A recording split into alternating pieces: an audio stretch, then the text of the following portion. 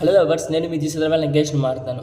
ప్రస్తుతం వీటిలో మనకి ఈరోజు వాతావరణ పరిస్థితితో పాటు అలాగే మనకి రానున్న రోజుల్లో వాతావరణ పరిస్థితులు, అలాగే మనకి ఆగస్టు నెల నుంచి మనకి వాతావరణ పరిస్థితులు ఏ విధంగా ఉంటాయి అన్న దాని గురించి ఒక్కసారి వివరంగా వీడియోలో అందిస్తాను.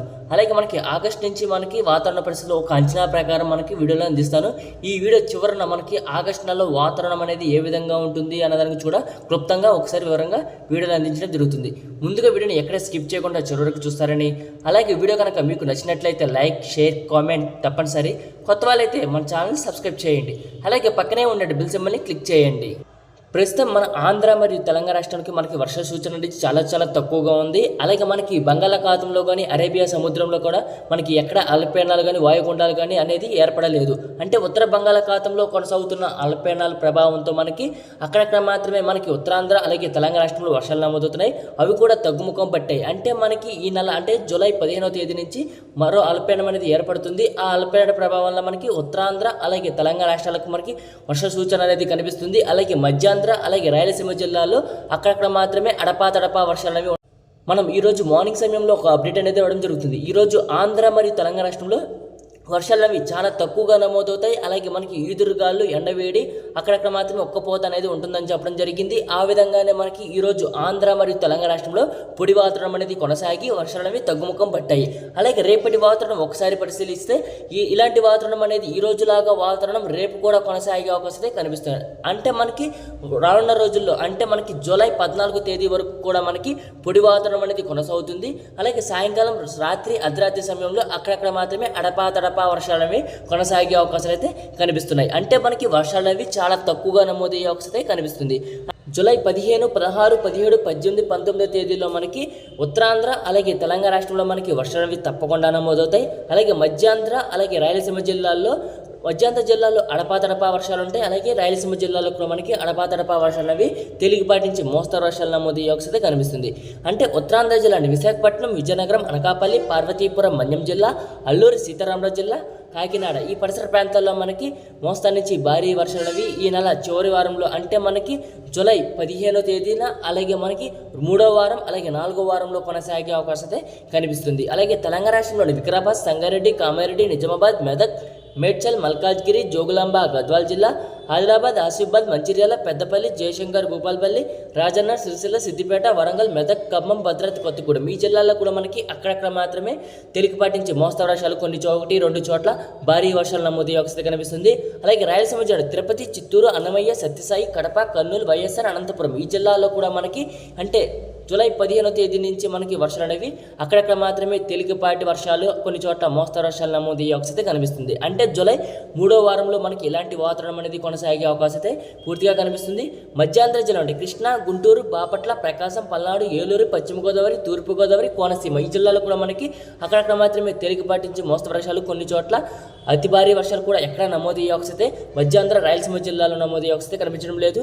అలాగే ఉత్తరాంధ్ర అలాగే తెలంగాణ రాష్ట్రాలకు మాత్రమే వర్ష సూచన అనేది కనిపించే అవకాశం కనిపిస్తుంది. అంటే మనకి జూలై 3, 4 వారంలో మనకి ఆ విధంగా వాతావరణం అనేది కొనసాగగా మనకి మధ్యాంధ్ర, రాయలసీమ జిల్లాలో తేలికపాటి నుంచి మోస్తరు వర్షాలకు మాత్రమే పరిమితం అయ్యే అవకాశం కనిపిస్తుంది. ఎక్కడ భారీ వర్షాలు నమోదయ్యే అవకాశం కనిపించడం లేదు. అలాగే ఉత్తరాంధ్ర, తెలంగాణ రాష్ట్రంలో మనకి భారీ వర్షాలు నమోదయ్యే అవకాశం కనిపిస్తుంది. అలాగే ఒడిశా, మహారాష్ట్ర, ఛత్తీస్గఢ్ ఈ పరిసర ప్రాంతాల్లో మనకి భారీ నుంచి అతి భారీ వర్షాలు కొనసాగే అవకాశాలు అయితే పూర్తిగా కనిపిస్తున్నాయి. మనకి జూన్, జూలై నెలలో మనకి లానినో అలాగే ఎల్నినో ప్రభావం వల్ల మనకి వర్షాలు అనేవి చాలా తక్కువగా నమోదయ్యాయి. అలాగే మనకి వచ్చే నెలలో అంటే ఆగస్టు నెలలో మనకి లానినో అనేది తటస్థంగా ఉంటుంది కాబట్టి మనకి వర్షాలు అనేవి విస్తారంగా నమోదయ్యే అవకాశాలు అయితే కనిపిస్తున్నాయి. అంటే మనకి ఆగస్టు నుంచి మనకి లానినో ప్రభావం అనేది కొనసాగే అవకాశం అయితే కనిపిస్తుంది. దీని ప్రభావంతో మనకి ఆగస్టు నుంచి మనకి వర్షాలు జోరందుకునే అవకాశాలు అయితే పూర్తిగా ఆంధ్ర మరియు తెలంగాణ రాష్ట్రంలో నమోదయ్యే అవకాశం అయితే కనిపిస్తుంది. కాబట్టి మనకి ఆగస్టు నుంచి మనకి వర్షాలు అనేవి ఆంధ్ర మరియు తెలంగాణ రాష్ట్రంలో మనకి వర్షాలు విస్తరించే అవకాశం అయితే పూర్తిగా కనిపిస్తుంది. కాబట్టి మనకి ఆగస్టు నెలలో లానినో అనేది స్థిరంగా ఉండిపోయే అవకాశాలు అయితే పూర్తిగా కనిపిస్తుంది.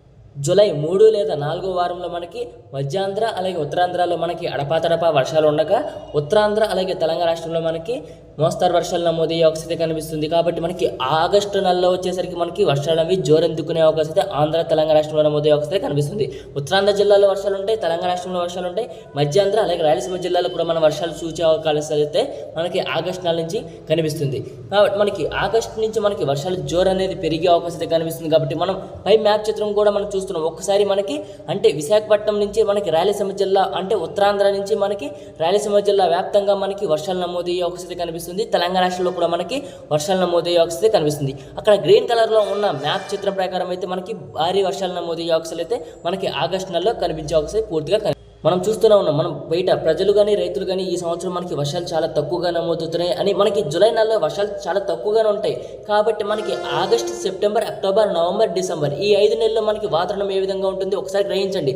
ఎందుకంటే ఈ 5 నెలల్లో మనకి మోస్తా నుంచి భారీ వర్షాలు అనేవి ఆంధ్ర మరియు తెలంగాణ రాష్ట్రంలో ఉంటాయి.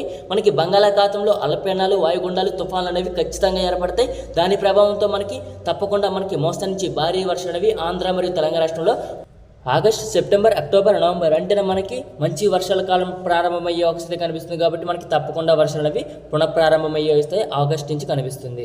జూలై ప్రస్తుత సమయంలో మనకి పొడి వాతావరణం అనేది కొనసాగుతుంది. జూలై 15 నుంచి మనకి అక్కడక్కడ మాత్రమే మధ్యాంధ్ర, రాయలసీమ జిల్లాలో వర్షాలు ఉంటాయి.